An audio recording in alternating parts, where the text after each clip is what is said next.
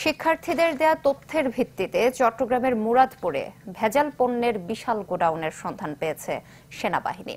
পরে সেই গোডাউনে ভোক্তা অধিকার সংরক্ষণ অধিদপ্তরের কে সাথে নিয়ে অভিযানে নামেন সেনা সদস্যরা। নেতৃত্ব দেন মেজর মোহাম্মদ আশফাকুর রহমান। অভিযানে দেখা যায় রাধুনী, হুইল, রিন, রূপচাঁদা সহ বিভিন্ন নামী ব্র্যান্ডের লোগো নকল করে তাতে ভেজাল পণ্য প্যাকেটজাত করে বিক্রি করে আসছিল একটি চক্র। ছিল বিভিন্ন খাদ্য সামগ্রী ও ভেজাল ঔষধও।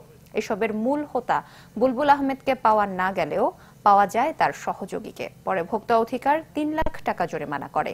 ভোক্তা অধিকারের উপপরিচালক ফয়াজুল্লাহ উপস্থিত ছিলেন।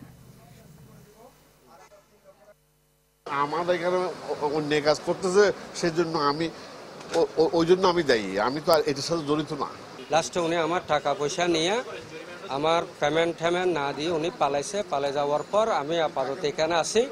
যেহেতু আমি এখানে আসি, স্যারেরা সবাই আমার এখানে পাইছে, এটার জন্য আমি দোষ স্বীকার করতেছি।